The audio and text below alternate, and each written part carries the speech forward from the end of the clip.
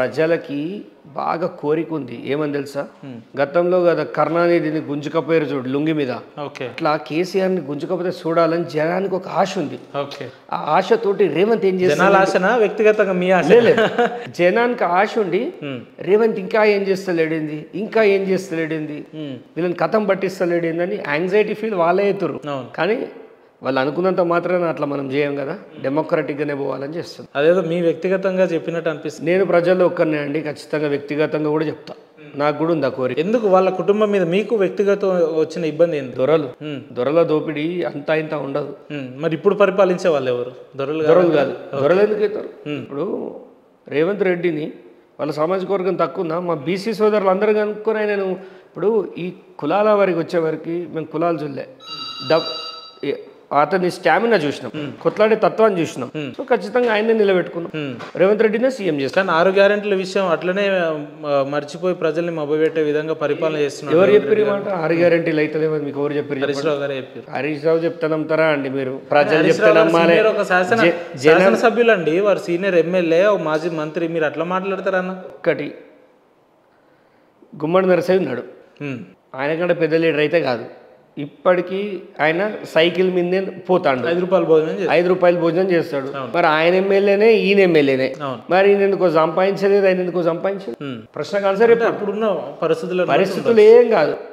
అప్పుడు రాజశేఖర రెడ్డి గవర్నమెంట్లో ఆయన ఎమ్మెల్యే చేసాడు ఈయన కూడా ఎమ్మెల్యే చేసాడు ఈయనకు వచ్చిన సంపాదన గుమ్మడి నరసయ్యకి ఏదన్నా అడుగుతుందని అంటే గుమ్మడి నరసయ్య జనాన్ని నమ్ముకున్నాడు ఈయన డబ్బుల్ని నమ్ముకున్నాడు డబ్బులే సంపాదించాడు. చూడండి హరీష్ రావు ఎంత సంపాదించుకుంటే నీకేంది అని అడిగితే వాళ్ళకు చెంపబెట్టు పెట్టినట్టు సమాధానం చెప్తా నీకు అంత దూలు ఉంటే అదే అడుగుదాం నీకు అంత దూలు ఉంటే నీ ఆస్తి రాసిచ్చుకో కానీ మా పన్నుల ద్వారా గవర్నమెంట్ భూముల ద్వారా గవర్నమెంట్కి జరగాల్సిన సంక్షేమం పైసలు కొట్టేస్తా అంటే మేము ఊరుకోం. అంటే గవర్నమెంట్ ద్వారానే వారు సంపాదించారని మీ దగ్గర ఉన్న ఆధారం ఏంటంటే ఆధారాలు అన్నిటికీ ఇవ్వలేమండి. వాడు దొంగ రాత్రి పోయి ఏదో చేసి వస్తే మేమెట్లా గుర్తుపడతాం? దానికి ప్రభుత్వంలో చాలా పెద్ద విషయాలు జరగాలి అంత ఈజీ కాదు. ఈ డెమోక్రటిక్ కంట్రీలో సాక్ష్యాలు అంటే చాలా కష్టం. కొన్నిట్లకు జడ్జి సాక్ష్యాలు వ్యతిరేకంగా దొంగతనం చేసిన దొంగతనం చేయలేని అనిపించిన విశేష అధికారాలతో శిక్షిస్తాడు అంతే కదా ఆయనకున్న సుప్రీం పవర్స్. ఇందాక మీరు ఒక మాట అన్నారు ఏమన్నంటే రేవంత్ రెడ్డి గారు వచ్చి ఇన్ని రోజులు అవుతుంది అందరికి స్వేచ్ఛాన్ని ఇచ్చేసిండు అధికారులు అందరికీ అని చెప్తున్నారు. అయితే నిన్న ఒక సామాజిక మాధ్యమంలో మనం ఒక వార్త చూసినాం స్మితా సబర్వాల్ గారు వికలాంగులను ఉద్దేశించి ఒక పెద్ద స్టేట్మెంట్ ఇచ్చారని చెప్పి. అంటే ఇది రేవంత్ రెడ్డి గారు ఇచ్చిన స్వేచ్ఛనే అంటారా? ఒకటి స్వేచ్ఛ ఇస్తే వాళ్ళు దాన్ని ఎలా వాడుకుంటున్నారు అనేది ఇక వాళ్ళ వ్యక్తిత్వం ఇక వాళ్ళకు వ్యక్తిగతమైన విషయం. ఇప్పుడు రేవంత్ రెడ్డి గారు గవర్నమెంట్లో నేను ఉన్నా కదా అని విచ్చలవిడతానికి ఎగబడతానా? నా లిమిట్స్ నాకు తెలుసు నా బాస్కి నేను ఎలా ఉండాలి నాకు తెలుసు. స్మితా సబర్వాల్ గారు అంటే ఆమె ఒకప్పుడు గవర్నమెంట్లో మంత్రులు బై రోడ్ పోతే ఆమె హెలికాప్టర్లో తిరిగిన సందర్భాలు చూసినాం నంబర్ 1.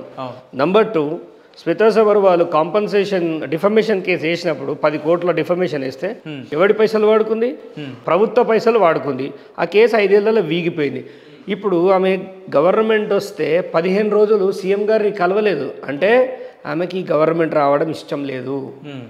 ఆమె తన రిటైర్మెంట్ వరకు బీఆర్ఎస్ ఉంటుంది అని కేసీఆర్ కన్నా కలలే స్మితా సబర్వాల్ కూడా అన్నది. ఓకే ఒక ఐఏఎస్ ఆఫీసర్ ఎలా ఉండద్దు అని అడిగితే ఆమెను చూపించాలి. అంటే ఇటువంటి వ్యక్తులు ఇట్లా ఈ రకమైన విమర్శలు చేయడం వల్ల ప్రభుత్వానికి కూడా ఒక మచ్చ లాంటిది కదా. ప్రభుత్వానికి మచ్చ వీళ్ళతోటి ఆమె ప్రభుత్వానికి జీతం తీసుకొని పనిచేసేట ఆమె whether you are IAS or IPS you are getting salary from the very common peoples taxes.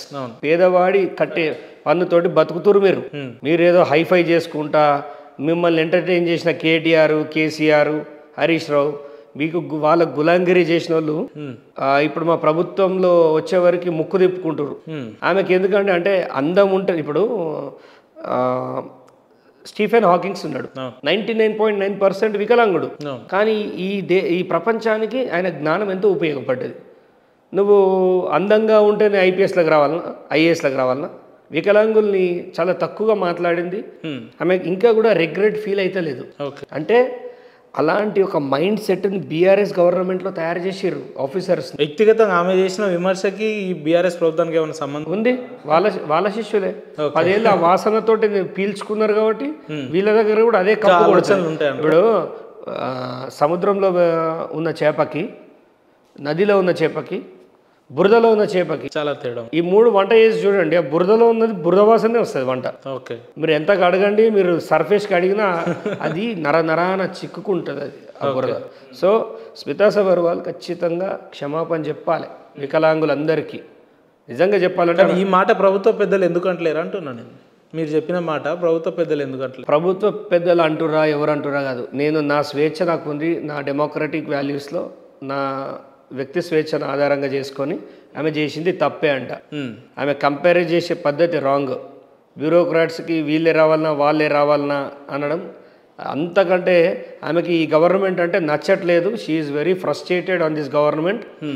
ఆమె హ్యాపీ లేదు. ఎవడన్నా ఈ గవర్నమెంట్లో హ్యాపీ లేరు అంటే కేసీఆర్, కేటీఆర్, హరీష్ రావు, కవిత, స్మితా సబర్వాల్ అనే చెప్తా. ఆమె కూడా ఒక రాజకీయ నాయకులను చేసి మాట్లాడుతున్నారు. ఖచ్చితంగా ఆమె రాజకీయాలు చేస్తే ఎవరైనా అవే మాట్లాడతారు.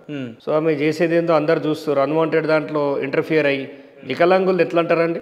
కొంచెమన్నా హ్యుమానిటీ ఉందా? గతంలో ఆమె కరీంనగర్లో ఆడ చేసినప్పుడు అందరం కలిసి చేతులు ఎత్తి మొక్కినాం.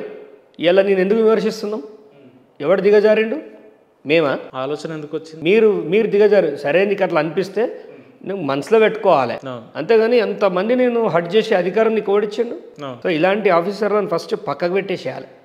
ఇలాంటి ఆఫీసర్లు అవసరమే లేదు మనకి. కానీ రేవంత్ రెడ్డి గారు ఇంకా నెత్తి మీద పెట్టుకుంటారు. ఒకటి, ఆయన వ్యక్తి కక్ష కట్టాడు, వ్యక్తిని కక్ష కట్టాడు, వ్యక్తిగతంగా కట్టాడు. సో ఉండనియండి, ఆమె పని ఆమె చేసుకుంటుంది. తప్పు చేస్తే పీక్ అవతల పారేస్తారు. కానీ ఈ గవర్నమెంట్లో ఆమె ఉండడం అనేది ఎంతవరకు కూడా న్యాయం కాదని నా ఫీలింగ్. దీనివల్ల నా కెరియర్కి దెబ్బ అయితే పర్వాలేదు, దెబ్బ అయినా పర్వాలేదు, కానీ ఆమె ఉండడం అనేది శ్రేయస్ అయితే కాదు.